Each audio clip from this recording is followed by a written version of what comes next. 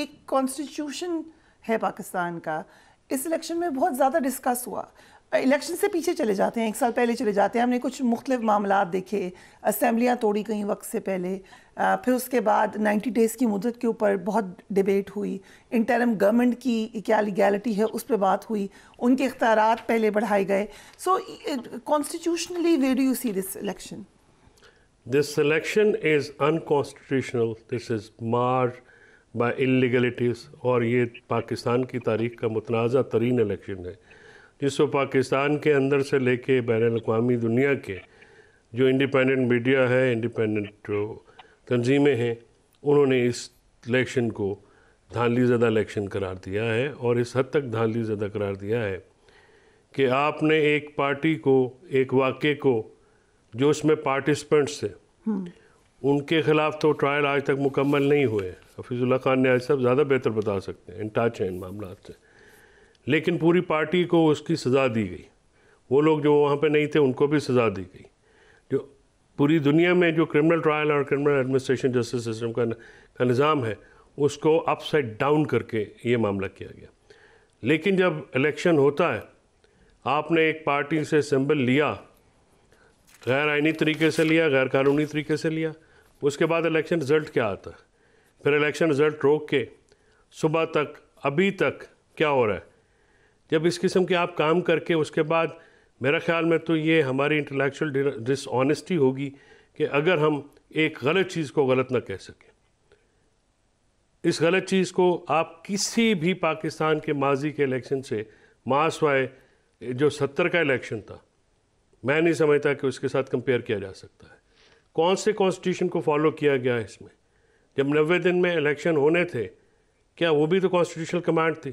جتنی وائلیشنز آئین اور قانون کی اس الیکشن میں ہوئی ہیں, یہ پاکستان کی ہسٹری میں کبھی بھی نہیں ہوئی. سو سلوشن کیا ہے آپ کی نظر میں؟ دیکھیے, سلوشن تو اس کا ظاہر ہے, پولیٹیشنز بیٹھیں گے, اگر وہ اپنی ذات سے بڑھ کے, اپنی جماعتوں سے بڑھ کے سوچیں گے تو پھر ہی معاملہ ہوگا. ورنہ تو یہ نظام ایسے ہی چلتا آیا ہے اور ایسے ہی چلتا رہے گا. اور آگے بھی لوگوں کے مینڈیٹ کو تحفظ نہ دینا, اس میں سمجھتا ہوں کہ عدالتوں کی بھی ناکامی ہے. بنیادی آئینی حقوق کی خلاف ورزی کے خلاف کوئی سبسٹینشل ایکشن نہ لینا, یہ بھی عدالتوں کی ناکامی ہے. جب ادارے جو ہیں ناکام ہونا شروع ہو جائیں تو پھر ظاہر ہے ملک کی کامیابی مشکل ہوتی ہے. تو ادارے جب تک ایکٹیو نہیں ہوں گے, جب تک معاملات جو ہیں, دیکھیے دو ہی چیزیں ہو سکتی ہیں, یا تو سیاستدان جو ہیں اس نظام کو درست کریں, یا نظام میں سے ہی ادارے اٹھ کے اس نظام کی خرابیوں کو ایڈریس کریں. فی الحال تو دونوں چیزیں ہوتی ہوئی نظر نہیں آ رہی. آپ اس کو ضرور کامنٹ کریں. جو نظر آ رہی ہے کہ پی ٹی آئی بہت ویکنڈ پوزیشن میں ہے. جو نیازی صاحب بات کر رہے ہیں, ناٹ نیسسریلی فرام فیملی, جو پارٹی بھی ہے وہ چلے گئے, نمبر 2 جتنے بھی تھے, جس طریقے کے بھی تھے, وہ لوگ بھی پارٹی چھوڑ کے جا چکے ہیں. الیکشن میں جو مینڈیٹ آیا اس کے اوپر وہ ڈسمیڈ ہیں, لیڈرشپ ہے نہیں ہے. سو یہ سینگ کہ کوئی ایسا نہیں ہے جو پارٹی کو ایکچولی سنبھال سکے. پی ایم ایل این ہو یا دیگر پارٹیز ہو, ان کا الائنس ہے, پی ٹی آئی الگ سائڈ پہ ہے. So we are seeing 5 years of this government. Then دیکھیے 5 سال پاکستان میں تو کوئی گورنمنٹ کو پورا کرتی ہے نہیں کرتی, یہ تو حالات و واقعات ہوتے ہیں. تو یہ کہنا کہ فلاں کے ساتھ نہیں ہوگی اور فلاں کے ساتھ نہیں ہوگی, یہ یہاں پہ پریڈکٹ نہیں کیا جا سکتا. ایک بہت strong opposition P T I کی وہاں پہ ہوگی, 80-90 جتنے بھی ان کے ممبران ہیں, اور اگر ان کو ریزرو سیٹس بھی مل جاتی ہیں تو اتنی بڑی اپوزیشن کو ساتھ لے کے چلنے والا بھی تو لیڈر کوئی نہیں ہے پوری اسمبلی میں کہ وہ سب کو ساتھ لے کے چلے. اور یہ حالات جو ہیں یہ مشکلات تو ہوں گی, کیونکہ جیسے پی ٹی آئی نے ریزائن کیا نیشنل اسمبلی سے پیچھے, تو اس کے بعد تو ایک اسموتھ سیلنگ تھی. تو اب آئی تھنک اپوزیشن تو ہوگی, اور اسمبلی کے اندر جو ہے کچھ پرانے چہرے ہیں پی ٹی آئی کے پاس جو کہ آبویسلی ان کی سے ہے. سو یہ اچھا ڈیسیژن ہے کہ they want to stay in the parliament. I think they learned the lesson. System کے اندر رہ کے, سسٹم کے ساتھ اگر آپ نے کرنا, کوئی سسٹم میں تبدیلی لانی ہے تو سسٹم کے اندر تو رہنا پڑے گا. ورنہ سسٹم کے باہر جا کے تو آپ نئی سسٹم, یا تو آپ کے پاس آلٹرنیٹ کوئی ہو, وہ تو ہے نہیں. تو اس وقت جو بھی معاملات ہیں آہستہ آہستہ آپ دیکھیں گے کہ یہ معاملات سموتھ ہو جائیں گے, اور ان میں کوئی اتنی زیادہ پرابلم جو ہے وہ نہیں آئے گی. باقی 5 سال میں اس ملک میں تو اگلے 5 گھنٹے کا نہیں پتہ لگتا, 5 سال تو بہت دور کی بات ہے. تو یہاں پہ کیا ہوتا ہے, اکانومی کی سچویشن جو ہے وہ ڈیٹیریٹ ہوگی عام لوگوں کے لیے, اس کا بھی ایک امپیکٹ آئے گا, اور بہت برا امپیکٹ آئے گا. 16 مہینے کی جو پی ڈی ایم کی پچھلی گورنمنٹ ہے, لوگ وہ بھولے نہیں ہیں. لوگوں نے مینڈیٹ نہیں دیا ہے. مینڈیٹ جو ہے وہ بالکل لوگوں کے, آپ یہ سوشل میڈیا کو الزام دینا جو ہے وہ میرا خیال میں تو درست بات نہیں ہے. اور اس عام لوگ جو ہیں وہ اس گورنمنٹ کو لیجیٹمیٹ گورنمنٹ نہیں سمجھتے, اور اس چیز کو آپ ڈینائی نہیں کر سکتے ہیں. جب تک آپ لوگوں کی چوزن ریپرزنٹیٹیوز کو آپ نہیں دیں گے گورنمنٹ, تو گورنمنٹ شیکی رہے گی, سسٹم نہیں چل سکے گا. سسٹم میں لیجیٹیمیسی نہیں ہو تو اتھارٹی نہیں آتی. سسٹم آپ کو لگ رہا ہے is there any alternate solution؟ نہیں, آلٹرنیٹ سولوشن تو پھر مڈ ٹرم الیکشن ہوں گے نا, اگر اس سچویشن پہ چل رہتی ہے. نہیں, پھر یہ رزلٹ اگر آئے گا تو پھر تو یہ معاملہ چل نہیں سکتا. دیکھیے آپ نے ایک دفعہ پہلے یہ کیا اس ملک کے ساتھ, تو پھر کیا ہوا؟ یہ چیزیں آپ اتنا آسانی سے برش اسائڈ تو نہیں کر سکتے نا. اس کے پولیٹیکل امپلیکیشن ہوتے ہیں, ان کے ریمیفیکیشنز بہت سیریس ہوتے ہیں. آپ کسی بھی الیکشن کروائیں, دیکھیں اس پورے جو سسٹم میں آپ ایک چیز کو تو ڈینائی نہیں کر سکتے, لوگوں نے ڈیموکریسی کے اوپر ٹرسٹ کیا ہے, انہوں نے ووٹ دیے ہیں, اور اگر آپ ان کی ووٹ کو عزت نہیں دیں گے جو کہ نہیں دی جا رہی, تو پھر سسٹم سے بلیف اٹھتا ہے.